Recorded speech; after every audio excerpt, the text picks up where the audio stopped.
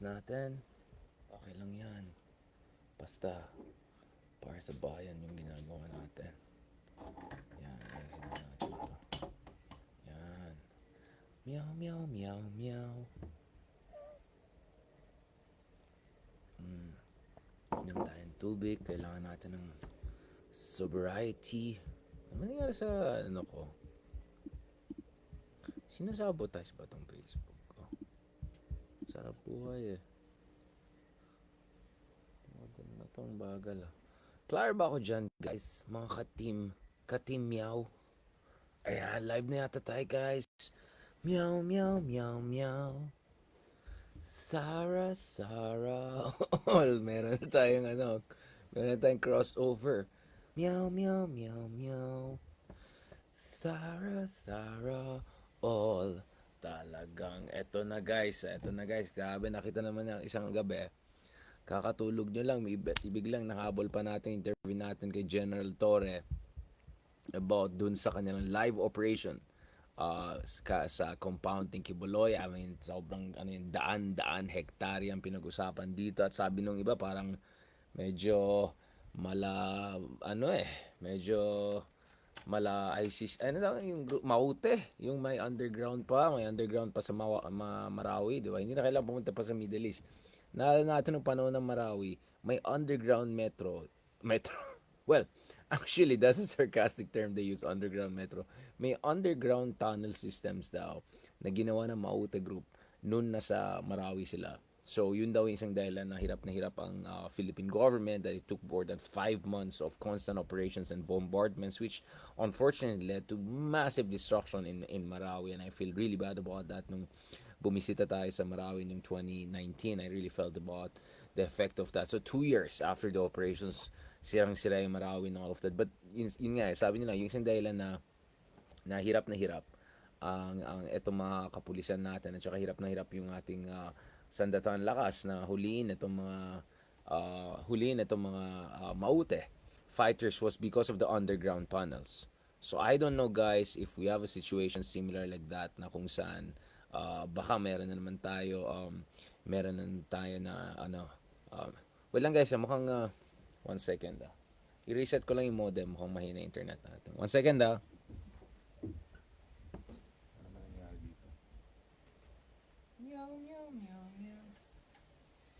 troops looks like an overkill. Yun yung drama ng mga Kibuloy people, Duterte people, which we'll discuss shortly. But kung titignan mo yung gaano kalawak yung compound ni Kibuloy, I mean, ibang klase tong tao na to. Mukhang talo pang Disneyland pagdating sa lawak ng kanyang mansiones, mga resources. Talagang may sarili pang hangar daw, sariling aeroplano, which I wonder saan niya kinuha yung pera niyan. I really wonder, saan kinuha ni Kibuloy lahat ng pera niyan? Paano siya nakagawa ng ganyan kalaking compound? Saan galing yung pera na yan? Because kung ang pera na yan ay galing dun sa mga mahirap na miyembro, connect the dots. Or kung ang pera na yan ay galing din sa mga ibang paraan, well, then ibang usapan din yan, diba? So I just wonder, paano naging mayaman itong tao na ito na sobrang big time na yan? In fact, yung mga sources ko dito is, yung mga military people na kausap ko, na nakapunta na daw dun sa compound niya, ibang klase daw. Foreigner pa daw yung mga ibang nagpo-provide ng hospitality, if I can put it that way. I mean, like crazy effort, insane stories. So base dun sa conversation natin with di ba? Tanong yung sarili nyo, saan galing yung pera niyan? Paano siya nakakuha ng ganong karaming pera na gumawa ng compound na ganon? Etong tao ba ay negosyante? Kung negosyante siya, nagbabayad ba siya ng buwis? Etong tao ba ay innovator ng technology? Meron ba siyang ginawang BYD or Tesla? Etong tao pa ay naging politiko na nagkaroon ng development fund or something like that. Hindi naman, di ba? So, I wonder, saan niya nakuha lahat ng pera niya to make something as huge and crazy as that. In fact, I remember a few months ago, may nakita ko on internet kung saan ang pinag-usapan doon is yung biggest indoor na stadium na air-conditioned na gagawin. Hindi na yung meron tayo dito na, of course, we know also religious group is behind that, pero gagawin daw nila Kibuloy sa Davao. So, I mean, like, you're looking at insane amount of money. And you wonder where on earth is this money coming from? Because if this is from the contribution and alms, from what looks like mostly low-income folks, then ibang usapan na yan, di ba? Um, or if it's coming from somewhere more fishy, then malaking usapan din yan. So, grabe yan. Grabe, guys. It's just insane. Yeah, actually, the other day, I suggest you guys to check this. There's this report on New Yorker magazine or New York Times magazine about itong kulto na yan kung saan meron yung isang Nigerian pastor, no, na convince niya yung kanyang mga followers na pumunta sa gubat kasi daw hindi sila makapili daw ng kasi wala kulang daw sila ng pera, hindi naman kasing yaman ng Kibuloy. So hindi sila nakabili ng malaking lupa doon sa malalaking syudad. So pumunta sila sa gubat. Tapos doon sa gubat, ang ginagawa niya, uh, minamanipulate niya yung mga followers na isipin na dapat mamatay sila sa gutom kasi yun yung fasting na yan, fasting to death, yun yung maging purification nila. At kung fully purify sila, then pwede na sila mapunta sa, essentially, to be saved, to go to heaven. Yung pala, ang nalaman ng iba, ang nangyari dyan is, yung organ harvest, yung mga, yung mga membro. No? So yung pala nangyari, pinapapatay niya yung mga pinapagutom niya na hindi patay. Tapos yung organ harvest niya pala, yung mga followers niya. So, sobrang grabe. So lumabas ito sa investigations. Makikita mo sa Nigerian Parliament investigations. Insane. And then, ito pang masaklap. Nung nagkaroon ng rescue operation, eventually, yung ama ng isang pamilya na biktima, niligtas sila, bumalik, eventually na-convince yung police, kasi nung una, yung mag-cooperate ng police, authorities, hindi sila naiwala, or ayaw na tumulong, whatever. Eventually, pumunta sila, and then may mga naligtas pa sila na hindi patay ng mga bata or even matanda. Ito pa yung masaklap. Ayaw magpaligtas yung mga tao yan. Dahil sa kanila, tama yung ginagawa nila at tama yung kanilang pastor. Imagine mo, after everything, after seeing people starve to death, people choke to death, probably they knew what was going on with the organs harvest and all of the abuses that happened inside yung kanilang camp essentially sa loob ng gubat. Yung iba, believe pa rin sila sa kanilang pastor. At sa tingin nila, hindi yung pastor nila yung mali. Mali yung mga sundalo niya, mali yung mga tao niya, mali yung mga deputies niya. So, human beings really have a tendency to fall into this spiral of misbelief or believing in the false prophets. 'Di ba? Tama-tama kaya 'di ba kaya sinasabi, 'di ba? Sinasabi sa gospel natin talaga, guys, na 'di ba? Beware of yung mga false prophets, 'di ba? Who comes in sheep's clothing, pero yung pala deep inside, they're ravenous wolves, 'di ba? Although yung iba naman mukhang wolf lang talaga.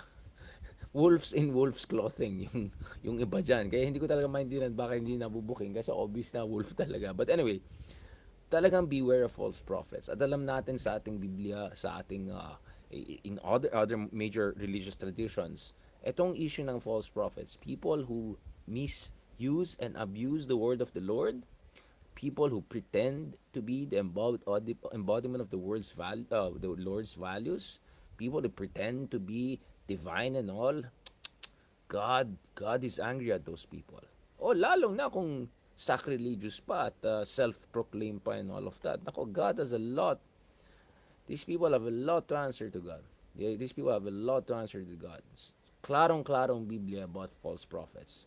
Klarong-klarong Biblia at lahat ng mga malalaking relihiyon ukol sa pag-abuso ng relihiyon for personal or even worse kinds of ends. Sobrang klaro yan.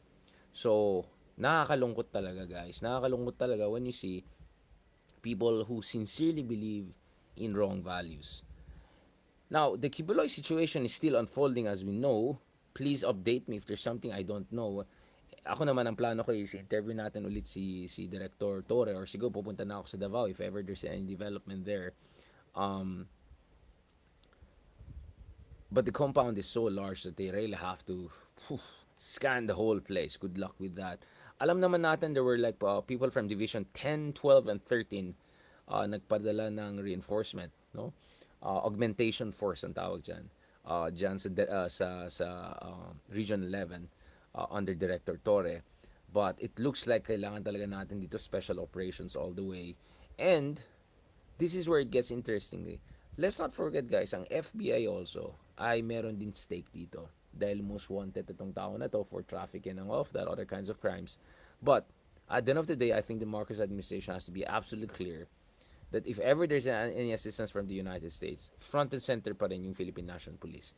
Because one of the things na napansin natin dun sa linya ng mga mga tao na to is pinoportray nila this entire operation as a US operation. Pinoportray nila this entire operation as a reflection na si BBM ay supposedly proxy ng Amerika, si BBM ay tuta ng Amerika, which by the way, essentially is a reflection of the Duterte ideology or worldview.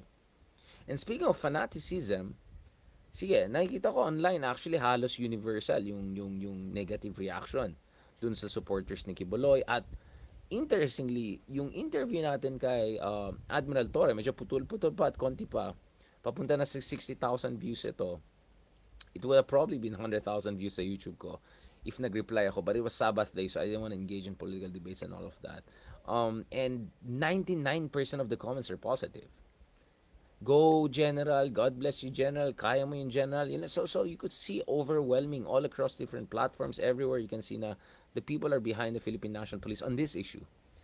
And to consider, ang daming galit sa PNP at kapulisan dahil sa maraming bagay, whether it's Kotong and all in the past, whether it's the EJK during Dugong's time. But in this case, in the case of General Torre, I could see that there's a tremendous amount of public support sa kanya because I think people more or less understand what's going on here in the case of Kibuloy. Having said, in the case of Kibuloy, it's just so brazen kasi. It's just so explicit. Gets natin what's going on here. The term I hear here is fanaticism, right? And a lot of people would say fanaticism is not a reflection of faith. There's no such thing. We can go verse by verse whereby it is about faith in the Lord. But at the same time, it's also making sure you're not hypnotized or you keep away from witchcraft, diba?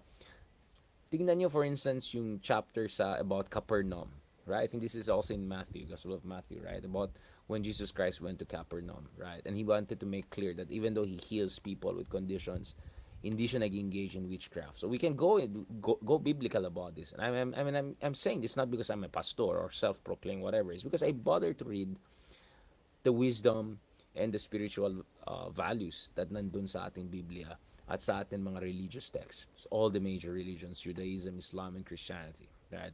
Monotheistic religions. Anyway, going back to General Torre, what I appreciated is that he was also very honest. Na mahirapan sila dito. At pangalawa, they are under extreme amount of pressure, right? So let me just pull it out para remind you, yung mga hindi nanood ng live. Ano may internet issue dito because I don't know, it's because of the rainer. So he was absolutely clear na malaking pressure sa gobyerno ngayon to get the Kibuloy one right. Kasi napahiya talaga. Yes, idolatry is ano yan, it's a sin, it's a major sin. Whether it's in Islam, shirk, or in Christianity, it's a big sin. It's a big sin, di ba? Nakita niyo, what was the context of 10 Commandments by Moses? Nandun siya sa taas, praying, getting the message from the Lord, and then sa baba, back na naman to mga kulto-kulto yung mga tao niya, tapos pinagalitan ni Moses, diba? So, that's why I'm saying be very, very careful about these things. And please lang, don't use religion, alright? Don't use religion to manipulate people or to try to shut down legitimate criticism, especially when something criminal is happening. Alam ng Diyos yan, na gaano ka mali, gaano ka sobrang sin to be a false prophet. Sobrang alam ni Diyos, alam. Alright, I'm 100% sure about that. Now, going back to this, guys. So, ito yung interview natin. And tingnan mo, I was very clear to General Torre na ito yung first time na may attempt po kayo to have some sort of arrest being enforced.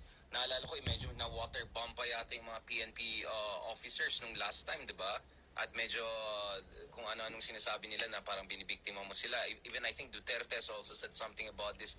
So I was wondering if there was enough pre-planning and coordination this time at bakit mukhang tingin nyo medyo kapos pa rin yung preparations nyo. Did they also make certain adjustments?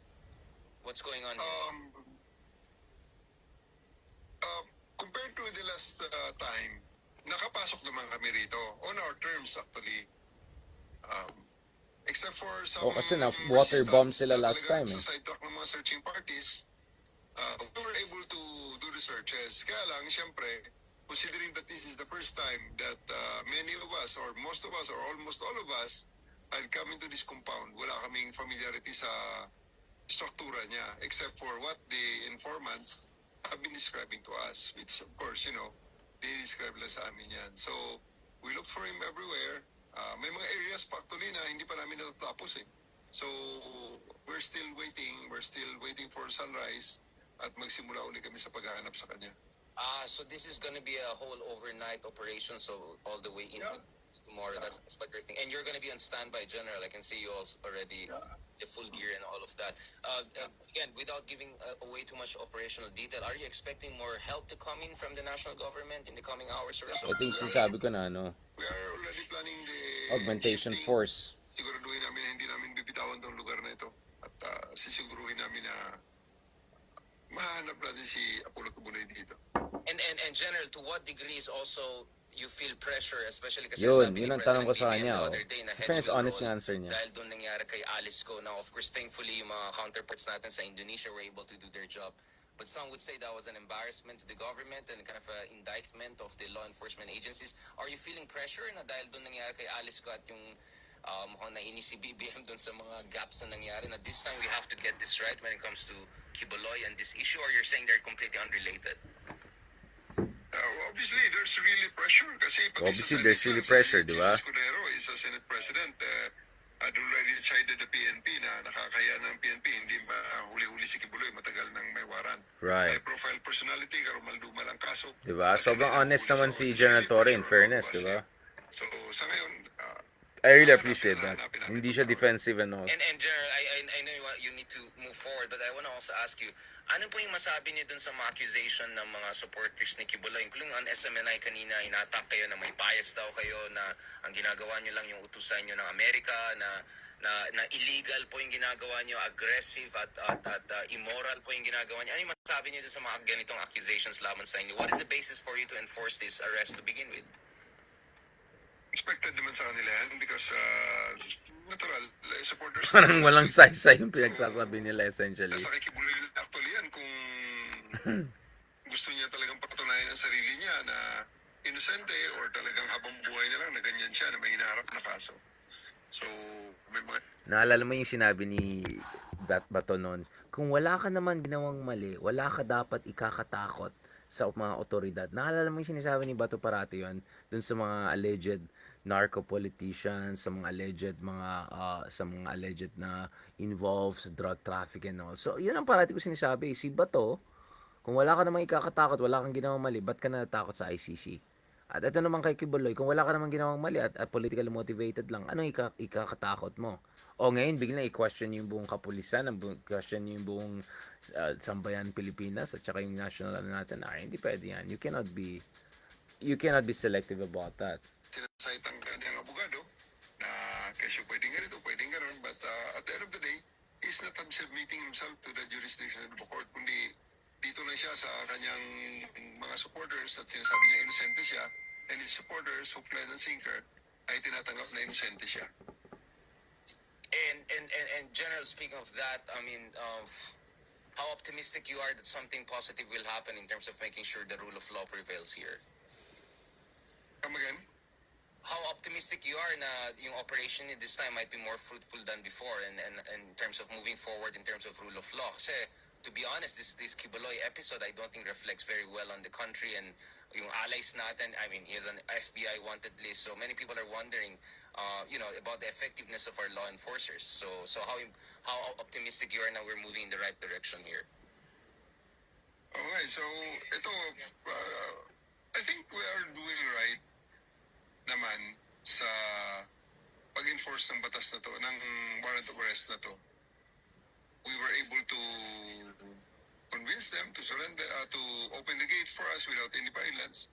Pero talagang, ang limitations talaga ng manpower din at saka ng time constraints, naka-isang araw pa lang tayo. Pero hopefully, bukas, mahaba-habang araw, magsimula tayo ng maaga. So, General, just to confirm, has there been casualty or something? Because I'm seeing on Twitter and Facebook, some people are saying na may mga kilala sila, may So casualty. ito yung may hard attack encounters, case, no? Yung cardiac may arrest violence case. na Hindi nangyari. ito Can you tell us encuentro. What's the real score here, General, in terms of, has there been encounters or armed confrontation so far?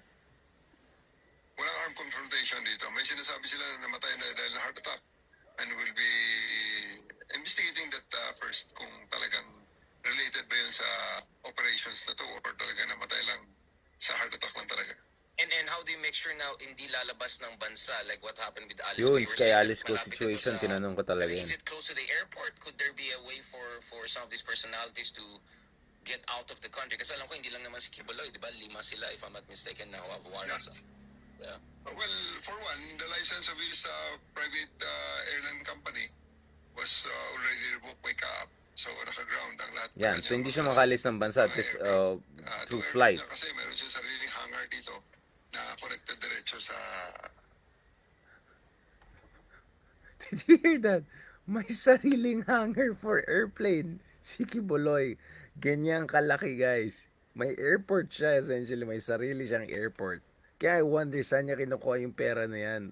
How was he able to establish all of that? At ito si Digong, na nagsayo parati na, ayoko sa corruption, ako'y magaling na leader. How do you have this situation in Davao that a pastor is able to have its practically his own airport? I mean, this is crazy.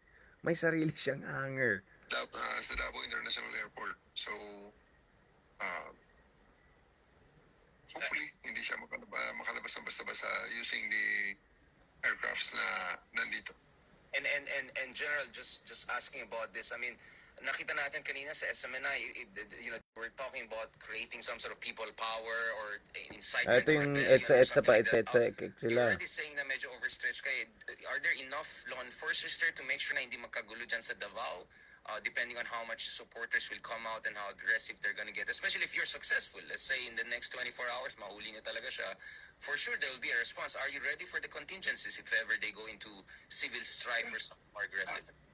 I don't believe that the KOJC has the numbers to master. Hindi ako naniniwala na ganun sila karami. Nagkataon lang na maingay lang talaga sila. At ang mga supporters nila are fanatics na talagang buong kabuhayan nila ibinibigay nila sa kay Kibuloy. And Kibuloy had been begging alms for spurious foundations that and he uses the proceeds. Yan ang gano'n eh. Hindi naman yan accusations ko eh. Yan ang mga items na naka-enumerate sa mga naging offenses niya both here and abroad. And General, you're not concerned about the reaction from their key allies? Yan. People like Okay, Duterte, I mean, this is the key part, right? So you could see I was very, so kahit gabi na, kahit sobrang internet connection problem, I tried to make sure I ask all the important question. And ultimately, I had to ask question, itong tanong ukol sa mga Dutertes, which is obviously the next thing we're gonna talk about. And obviously, this is immediately the next thing that came out after a few hours after itong interview natin. Hindi ko sinabi dahil lang sa interview, but I'm saying, just few after sa interview niya, nakita natin sino ang sumuporta kay Kibuloy. Or sino lang sa lahat ng mga major political families and parties ay sumuporta sa kanya. Kaya balik na naman tayo dyan eh. Isang kaibigan. Isa lang talaga malakas na kaibigan si Kibuloy at alam natin sino yan. There is a very close friends of Kibuloy's.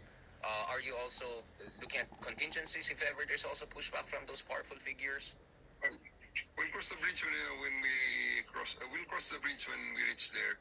But right now, wala pa namang reaction kaming nakita sa mga Dutertes except Senator Bato de la Rosa came over this afternoon just to check on. Oh, di ba? what's Si Bato rin happening. Wala involved. naman siyang sinabing stop the operations or anything favoring one side. So ang sa kanya lang is just keep it civil, keep it peaceful. As a parting words, General, what do you have to say to people, to the Filipino people? How important is this operation? How can they cooperate? How can they be helpful in this situation? Perhaps not spread unnecessary fake news or disinformation, because I'm sure there are a lot of fake news being spread to create panic, to create backlash against the police forces. Ano po yung advice niyo? Is there any request you have to people? The PNP will enforce the law without fear or favor. So please understand us that we are just enforcing the law. We're just doing our jobs, and this is nothing personal. And we really don't have anything personal against the person, except na meron na siyang warrant of arrest na kailan niyang harapin, order ng husgado, kaya kailangan namin i-serve talaga. Thank you very much again, General. I hope we can get back to you once there are more developments. Alam ko medyo mahaba-habang gabi at I can see you're very exhausted. Maraming salamat, General Torre. the director for Region 11, who is overseeing Thank you. some very, very important operations that everyone is also looking at. Maraming salamat, sir. Get back to Okay, you. so yun, I don't know, kahapon daw, yung mga ibang vloggers din, interview nila or something, I don't know about this, but ito kasi I went direct line, no? Dun sa mga officer in charge. At nakita natin si General Torre at tinitira din ng mga Kibuloy people kahapon, etc. So I thought it's very important to get his side of the story, and also since he's overseeing itong operation nito, to figure out what's going on that side, no? Kaya ito po yung konteksto ng sinasabi natin.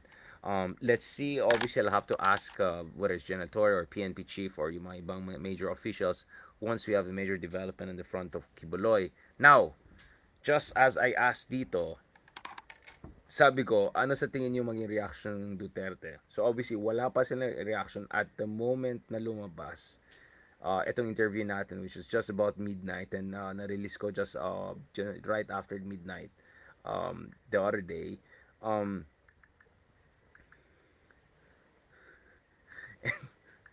And I mean, I mean, just when you would think na si Sara Duterte at mga Duterte na matututo sa buhay at they will not push the envelope even further after yung lahat ng mga kapalpakan nila sa not even their governance and all of that, but yung mga press releases ni Sara, I mean, who the heck is her press release people? Siya ba nagsusulat niyan?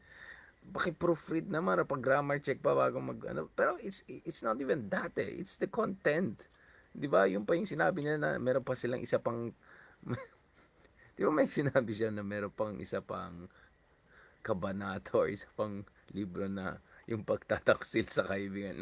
You can give it a lot of different angles. But in fairness, in this case, I think the Dutertes were absolutely determined to make sure na yung loyalty nila ay klaro at walang pagtataksil ang mangyari. So ito yung immediate statement na nakita natin early in the morning, very early in the morning, nung isang araw. Ito from Sara Duterte.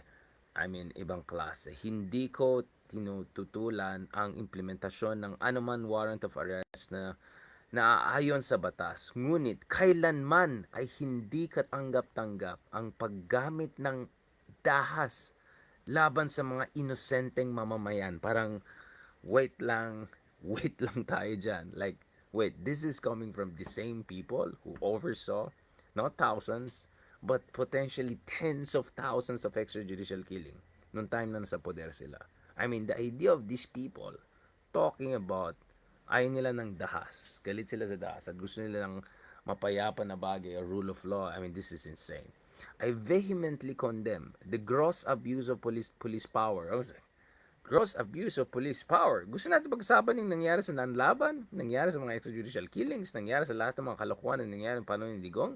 In the takeover of the KGOC compound area today, which led to the harassment of religious worshippers, the abuse of minors. I mean, what is the basis for that? And the unnecessary loss of life. Well, speaking of that, di kung sana surrender na si kuya, di wala nang problema. Hindi na kailangan na yung buong compound ay masurround ng pulis at magdadala ng batalyon ng mga tao. Di kung sana, noong una pa lang, as any good leader, ganito na lang, kung magaling kang leader, kung maayos kang tao, forget about whether pastor ka or self-proclaimed, whatever ka, the last thing you would do is you would endanger the life of innocent people. And here, by digging in the compound, pinahamak niya buhay ng lahat ng mga tao na to. Dito sana dapat nag-surrender na siyang una pa lang, tapos ng usapan, and then leave it to the rule of law. And you can argue it before the case, before the people. Diba? These acts are not only a blatant violation of constitution-protected rights. Duterte is talking about constitution-protected rights. Excuse me, let me remind you, you did not give due process or whatsoever dun sa thousands, if not tens of thousands of Filipinos who perished during your drug war. And sasabihin mo, ay, nanlaban lang naman sila eh. Sino naman maniwala sa inyo? Walang naniwala sa mga ganito. Alright? Except, of course, speaking of kulto, speaking of fanaticism, kung ang fanaticism ay kulto lang ay sa mga ganitong tao, di okay na. Alam natin pagdating sa kulto at fanaticism, medyo unfortunate applies also to political figures. But the betrayal of the trust that we Filipinos place in the very institutions sworn to protect and serve us. Talagang laki ng respeto ni Madam sa constitution natin na hindi ko rin maiwasan matanong sa sarili ko, Ang paggamit ba ang di ano to, pangkaraniwang persa at di makatarungan pang aubuso sa ordinaryong Filipino upang maipatupad ang naturang warrant of arrest at ay dahil sa ang akusado ay isang kilalang Duterte supporter. Ito yung sinasabi ni ate na, you're politicizing, excuse me, you're politicizing this politics. So immediately here, they jump from talking about their love for human rights, their respect for our constitution, biglang-biglang, we are victims of politicization. Oh, yan. And then sa dulo, kaya, kaya, nais ko rin humingi ng dito tayo na humingi ng kapatawaran sa lahat ng miyembro, deboto at bumubuo ito kay Kibuloy sa paghikayat at pakiusap ko sa inyong iboto si Bongbong Marcos noong 2022. Naway mapatawad naway, is that a Bisaya thing? Sana mapatawad niyo ako. You deserve better. Filipinos deserve better. Wow. Talagang ganda nito So sa first part, nire-remind ng mga Dutertes gaano kalalim yung kanilang suporta sa human rights at constitution protect. And then the next thing you know, biglang, this is all politicization because Kibuloy is a Duterte supporter. At pangatlo, immediately she goes there and says, dapat hindi tayo bumoto kay BBM, mali siya. Essentially, wait, ang sinasabi ba niya dito, ang taksil ay si BBM? Yung sinasabi niya sa susunod libro, magsusulat siya ukol sa taksil na kaibigan. Si BBM ba ang tinutukoy dito?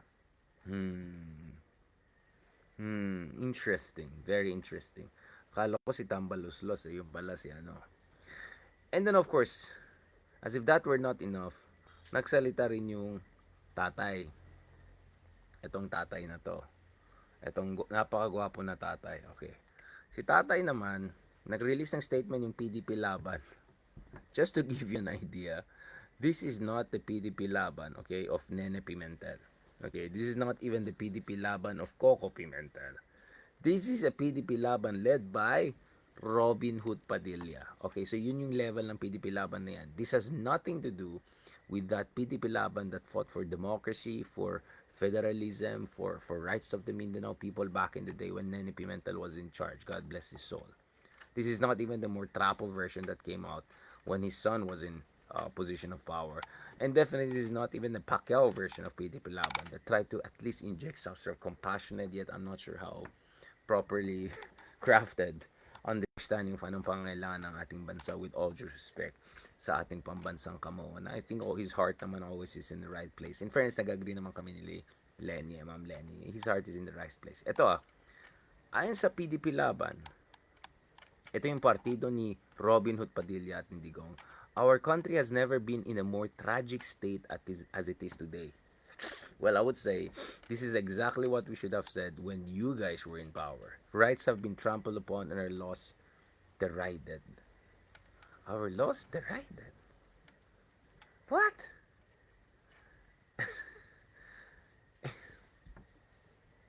Sino trying hard naman nag-English na, you know, in the thousands of books I've read. No, it's not necessarily incorrect, but it's such a poor prose. But anyway, early today, elements of the Philippine National Police Regional Office led by, talagang pinapangalan nila yan, si General Torre, forced their way into the Kingdom of Jesus Christ compound, which resulted in violent confrontation. Well, without absolutely mentioning that there was a resistance to surrender, that there was no surrender, that there was a warrant of arrest, and this person does not want to surrender, and sinasampalan lang niya yung kapulisan na dating estado by refusing to hand himself in and face the music of due process.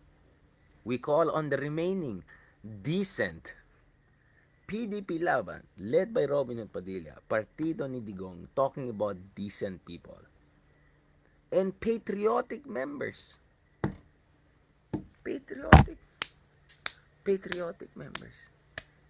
members. Ano ang ulit ang sinasabi nyo ukol sa West Philippine Sea?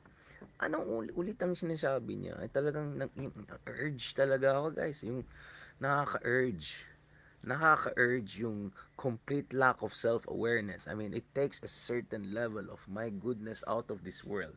Nakaka-urge talaga. You guys talking about patriotism, what the heck have you said against China? What the heck have you said in favor of the Filipino fishermen? What the heck have you done to protect us in the West Philippine Sea? Wala kayong sinasabi against China, which I wonder, bakit kaya? And by the way, PDP Laban is a party that has cooperation agreement, memorandum of agreement, whatever, with Russia's leading party of Putin, with Communist Party of China, and ito pa yung crazy. I went to North Korea, di ba, back in 2018 and all of that. By the way, mga epal dyan na they were twisting what I said. Hindi pa bawal mag-picture sa North Korea per se. Obviously, you can do that, but of course but I took pictures outside Pyongyang and on the way to the border. And those were not necessarily sanctioned and had no minors when I did that. So anyway, going back to this. One of the things I realized when I was in North Korea was that a week or two after that, PDP Laban of Digong was about to sign a memorandum of agreement with the North Korean People's Workers' Party. Yun po yung level ng PDP Laban. You guys are talking about patriotism and decency when you have direct party-to-party cooperation relationship with Communist Party of China. Umabot pa nga kayo sa North Korea. The complete embodiment of tyranny and all of that. I mean, this is insane. We call on all Filipinos, regardless of political persuasion. Ewan ko na kung sino. Baka ito lang yung mga dilawan na anti-Marcos lang makinig dyan. But I don't even think sila yung makialam dyan. Regardless of to offer prayers for peace and justice. I don't disagree with that. Spare our people of the unwarranted tension. Again, I mean, PDP Laban is talking about unwarranted tension. It's talking about peacefulness. This is insane. About patriotism, decency. Are you kidding me? What the heck did you say when bastos na bastos yung dating presidente na yan? Lahat na lang binastos. Binastos yung saligang batas, binastos yung institution natin, binastos yung mga journalists natin, binastos yung bayan natin, binastos yung mga foreign leaders na kaibigan natin. Sige lang. Again, let us ask this administration how it can guarantee the preservation of the constitutional rights of our fellow Filipinos when even the most fundamental of these rights are being blatantly violated. I mean, alam mo, chat GPT na lang yan. Suggestion ko both kay Sara at saka PDP Laban ni Robin Hood. Magpa-chat GPT kaya. Kahit yung chat GPT 1, mas maayos ang lalabas na PR, to be honest. Kasi yung chat GPT 1, sabi mo, right? Kasi I know that I do chat GPT, so not for using, obviously. I don't need it for using. But I did chat GPT just to test it. And tinanong ko, for instance, if you have enough stuff there, you can say, write about topic X as Richard Hidarian, ay nalalabas yan. And in fairness, it's like 60-70%. Alam mo, kung tanongin mo yung chat GPT, tanongin mo, can you write as Sara Duterte about constitutional freedom? And I'm sure even the chat GPT will say, Madam, ito lang po masasabi natin, di ba? Based on your track record and based on all the headlines and reports about you guys. Alright? Anyway, this is crazy. I mean, this is crazy times. But anyway, so I just tested ChatGPT once a month. It's insane. It's not as good yet. So para sa amin mga teachers, madali maghuli talaga kung nag-cheat ka ng ChatGPT, and I have zero tolerance. But I'm saying, even ChatGPT, even the lower versions are smart enough to realize to remind you. There's just so much you can stretch it. So if you say, write as Richard Hayden about this, hindi po ang lalabas ay, I don't know, Charles Dickens or something like that. Alright? It's gonna be something different. Right? Maybe closer to you than not. Anyway. But just when we thought that's like as crazy and interesting as it can get, actually, bumalik ako. I think Ivan sent this to me already. Guys, wag kayo magulo, okay? Pag nag-ano ako, pag nagla-live ako and all, wag kayo magpakita na kung ano na-distract ako. Lalo itong mga topic na to na gusto kong tumawa na, gusto kong umiyak na, gusto kong magalit na. Ang dami kong urge yung urge, yung inis ko, yung urge. Di natin makontrol yung urge natin, di ba? Speaking of this, mga kamets, nasa ba tayo? Ito. Nasaan ba to? Ito. Just when we thought. Alright. Just when we thought we have seen it all. Yung pala. Bayan, pumili ka, di ba? Ibang klase. May merch na siya. I mean, it's so crazy. Meron ng merchandise. Ang bilis nung gumawa ng merchandise, ah. Ang bilis, ang bilis nang gumawa ng merchandise. China talaga, ang bilis gumawa. Siguro yung China sabi na, well, either way, we win. Kikita tayo dyan. Siguro yung mga, ayan, baka makahanap na kayo sa Divisoria yan. Ano ba kayo guys? Team Kadiliman or Team Kasamaan? That was, alam mo yung Freudian slip, di ba? Freudian slip is, di ba, si Freud, yung psychologist, was about subconscious. So when you say Freudian slip, biglang nabuking mo yung sarili mo, yung mga nasa loob, or yung mga totoo, or yung mga totoong paniwala mo sa buhay. Ibang klase. Ibang klase talaga. Natawa talaga ako the way na confident si Koya, si Supra Lawyer. Ito si Miss... Nasaan ka?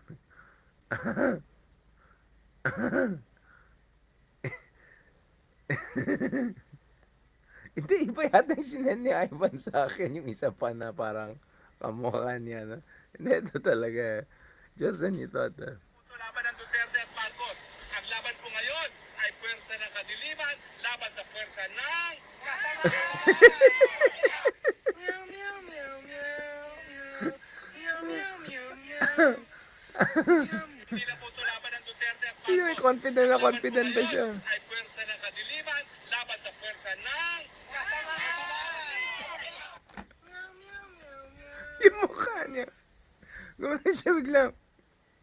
Parang, hindi yan ang hindi yan ang script natin. parang nag-off script na naman sila. Nag-off script na naman si Kuya, di ba? Anong klase? Nag-off script sila. Hindi naman kayo dinala dito. Para maglaglagan dito. Di ba? Ay, nako talaga tong Pilipinas. Pero, well, Harry Roque did it again. I think he has the most eloquent description of what's kung ano na yung lumalabas dito sa ano natin sa tuloy naisip ko yung ano ito yung pinost na ano yung bayan pumili ka pumili ka bayan o sarili tapos biglang pumili ka team ano ay nako nasaan yung version ng meow meow ko meron ba yan. Yung mukha na yan, tingnan niya yung reaction niya. Meow, meow, meow, meow, meow, meow. Nung nag-gets ni Kuya na. I mean, they cannot even get this right. They cannot even get the Facebook Live straight. Sino bang mga kadidiyan sa ginawa nila dyan. Ang ating pong laban na po. Yung talaga, hindi po, laban na ito ng mga marketing ng Duterte. Ang ating pong labanan po ay laban ng kadiliman at proud na proud siya kasama.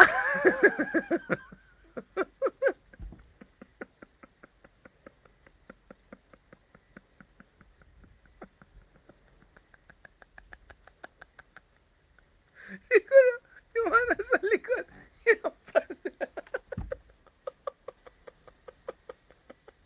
Ulitin pa natin. Ito ba, ay laban ng, hindi, ito laban ng mga Duterte. Ready na yung mga nandun sa likod. Sige na sir, ito na, go na tayo. Ready na kayo. Kasi sample lang yata kayo, di ba? Sample lang kayo, uminom kayong tubig. Umuwi ka ng energy drink para pag nagsalita kayo, malakas ang dating para akala nila mag-gets na tayo. Sige po, sir. Sige po, sir. So siguro, dahil yung instruction sa kanila, lakasan niyo yung boses niyo para mukhang marami tayo. Hindi na nila iniisip. Hindi na nila iniisip.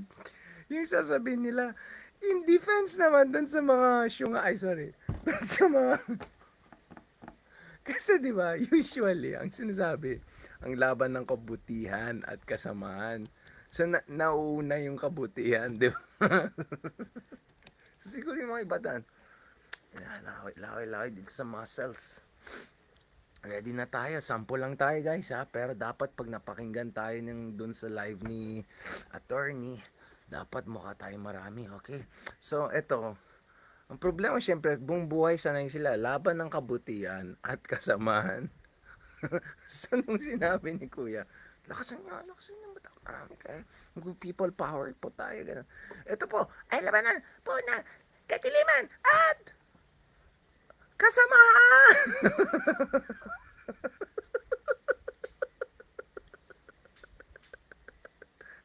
Kasi syempre, there was a split second they were thinking, wait, bakit nga inuna yung kadiliman?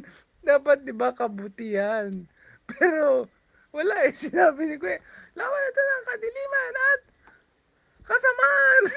Gumano sila, oh my, tapos yung itsura niya, ano, yung itsura niya. Diba? Tama yung analysis ko, diba? Sampo na nga lang sila. Binigyan sila ng vitamin juice. Tapos may nagmamasahe sa lip. Guys, lakasan niya. Para mukha tayong marami. Tara, let's go. Wow. Let's go. Wow. 1, 2, 3. Let's go, let's go. Yeah, yeah. Ganon. So, let's go. Ready na kayo guys. Holding hands tayo. Holding hands tayo para yung diaphragm natin. Yeah. Okay, okay na. Go. Attorney, go. Ito po. Ay, laban po na katiliman at kasamaan!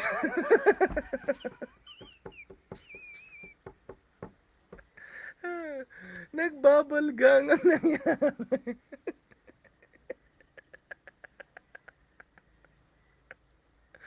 Diba? Kasalanan niya. Bakit nga inuna yung kadiliman? Diba sinabi ko, ano, laban ito ng kabutihan at kadiliman at kasamaan. Tuloy kasi, gusto niya siguro maging poetic. Yung mga para medyo mga ano, medyo balaktasan. Ito po ay laban ng kadiliman at diba yung mga ganyan, diba? Pero yung mga tao syempre ready na sila guys. Sumigaw kayo na malakas guys. Sabayan niyo yung sigaw ha. Para talaga pag nagsama yan, echo yan. Feeling nila, buong EDSA nakuha natin. Hindi lang nila alam, nandun lang tayo sa, ano yung sa may New York Cubao. Yung bababa lang kayo sa ano. Siguro sample lang sila doon. Ito pa, ay laban. Mabilis magsalita, di ba? Ito pa, ay laban. Hindi ito laban ng Duterte Market. Ito pa, ay laban ng kadiliman. At!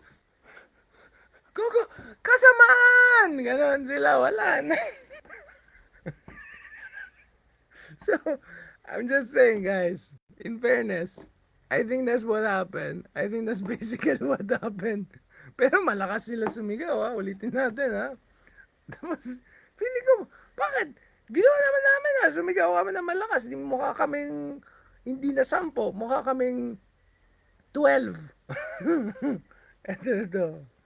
Pakinggan natin ulit. Feeling ko talaga yun ang nangyari.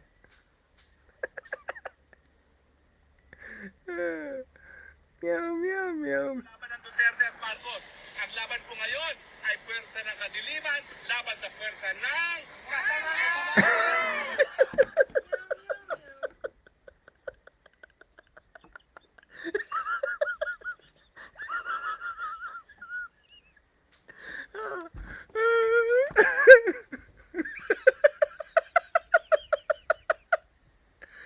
Hindi nila nasabay.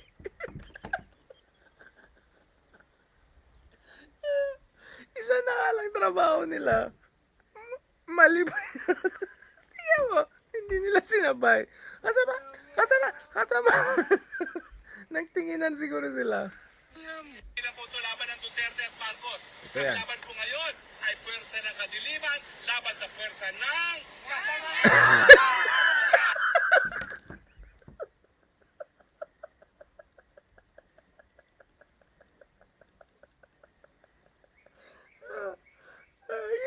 Yung isa ko inabot pa niya. Kasamaan! Like, oh my God, that was actually, let me apologize. I think the instructions were correct talaga kasi may time lag pa yung iba eh. Okay.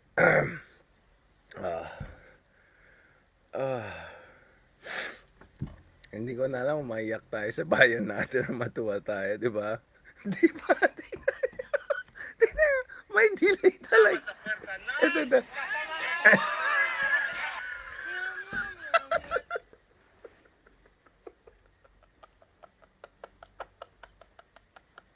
Parang, parang nasa likod, inatak pa yun. Sama ka na! Sama na! Kasamaan! Kasamaan! Ganun, ganun. Parang hindi pa sila sabay-sabay. Okay, guys. Pasalamat tayo kay attorney. Medyo nalabas yung stress natin. Siyempre, stress na stress tayo sa updates na nangyari. Di ba guys, napansin niyo, hindi pa sabay-sabay yung mapakapalpak yung mga... Tapos parang pito lang yata sila eh. Kasama, kasama, kasama. Diba, nagsabay sila. Tapos gumanon si Supra, di ba?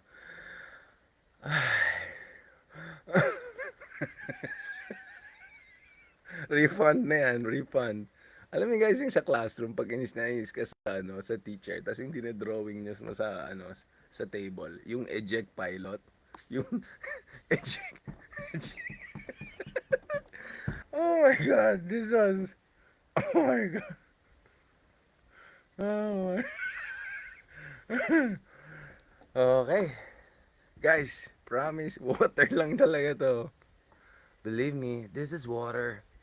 Pure water, great water, Siargao water, Philippines water,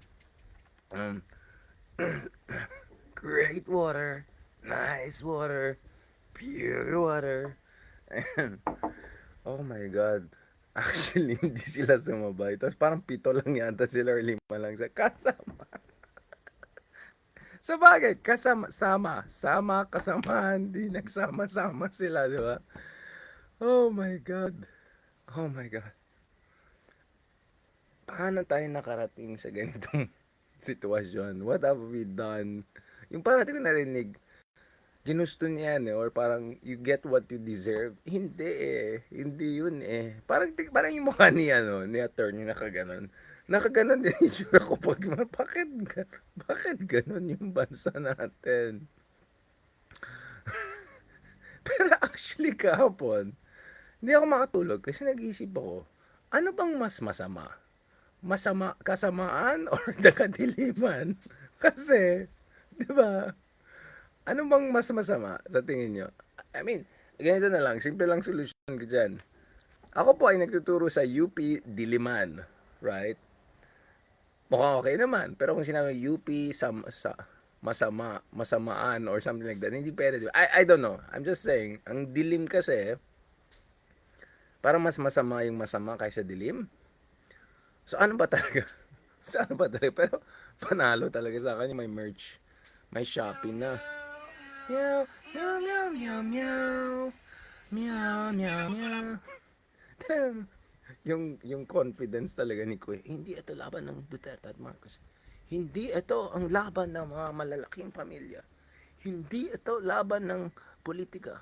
Ito po ay laban ng dapat kabutihan sinabi niya, di ba? Kadiliman at kasama. Ang gusto ko makita yung behind the scenes. Kung sana may video ng mga tao. Okay, tama na guys. Matulog na tayo. Hindi ko alam kung sumakit chan ko, sumakit ang ngipin ko, or ano. Pero grabe na talaga yung bayan natin. Alright? On that note, thank you very much sa ating mga kasama.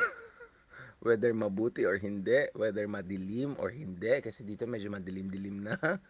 I hope guys, you enjoy this kind of conversation we have had so far, and I hope tuloy-tuloy itong conversation natin. We hope to see some updates on the Kibuloy situation over the next 24 to 48 hours.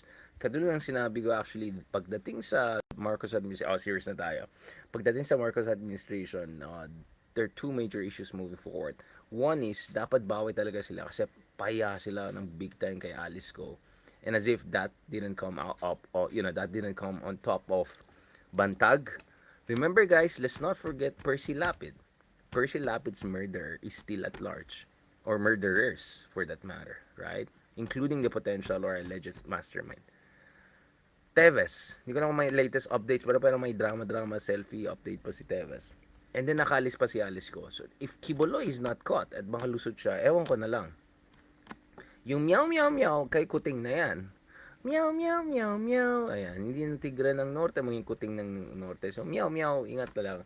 Pangalawa, please lang yung PhilHealth issue. May mga ewan na syunga dyan excited. Bakit yun yung pinag-usapan niyo mga seryosong issue? Hello? Did you miss like 25, 30 minutes conversation I had today, the other day about PhilHealth? The 1 hour conversation I had with Justice Carpio about the PhilHealth issue, Morris. Ang sinasabi ko dito, the government cannot get some of these big issues wrong. Kasi they're wrong to begin with, if they're really wrong. And pangalawa, even if they're actually not 100% wrong, meaning there's some arguments to be made around it, etong mga Duterte, etong mga isang kaibigan ni, isang kaibigan ni Kiboloy, yung mga ganyan, gagamitin nila kahit anong maliit na problema at i-exaggerate nila para ipakita nila na ang itong gobyerno ang pinakamasama at sila yung okay at sila yung biktima at silang kawawa.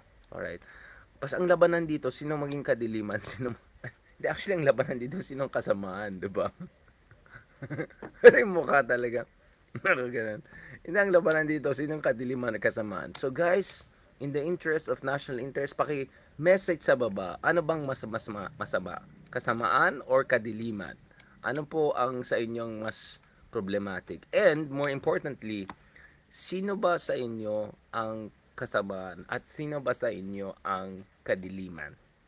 Alright? On that note, I think kailangan natin magsulat ng libro.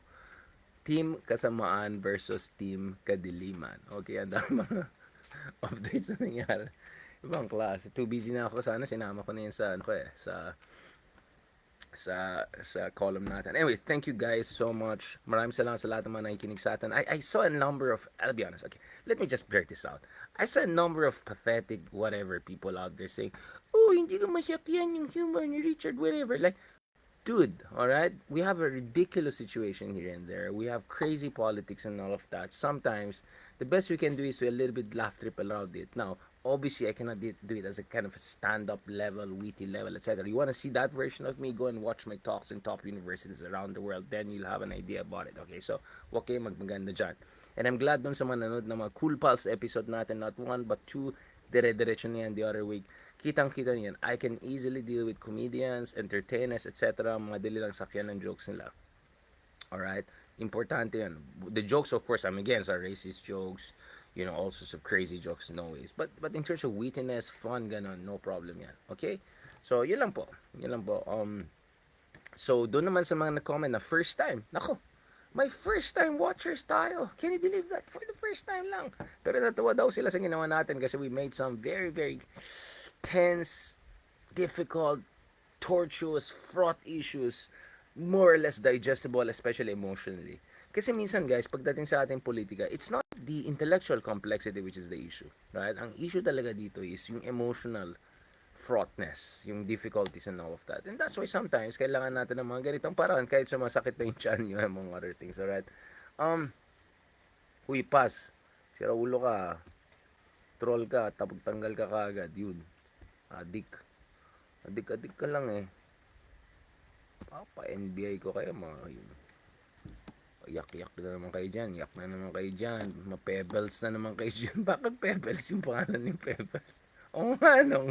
Bakit pebbles ang tawag kay pebbles? Kasi mukhang pebbles yung ano. Okay, anyway. Alright. On that note, thank you very much. And please guys, please don't forget to support us. Ito na guys, thanks to Cool Pals especially, but also to you guys. We went from around 600 ratings, now we're closing at 850 ratings dito sa ating deep dive with Richard Hidarian. Please guys, 8073 na tayo. So we added 200 new ratings over the past week. Just put Richard Hidarian deep dive. Sorry dito medyo baliktad beer effect. Just put Richard Hidarian, lalabas yan. Please support us if you think we deserve it. I appreciate the support. I mean, 5-star doesn't mean we're like perfect. Obviously, we can always improve, but it's a way of encouraging us. Alright, libre lang makinig sa Spotify. Actually, walang advertisement or anything. And I'm extremely glad and heartened to see my mga comments, sir. I love your podcast kasi yung background noise ko yan pag nagugas ako ng pinggan or naglilinis ako ng bahay or you know what? I'll take that as a compliment. If I'm the white noise that makes you sleep, if I'm the white noise that gets you through your gym and exercise, that means we're doing something right. Because at the end of the day, hindi ito ay usapin na magsalita lang tayo once in a while kung trip ko lang magsalita. Ito ay usapin na gusto natin maging kasama sa inyong daily life in the best way possible by working on the mind and the heart, because those are the two most important things to work on para yung urge natin. Alright? Urge natin. So, on that note, ito na yung theme song natin. Meow, meow, meow, meow. Meow, meow, meow, meow, meow.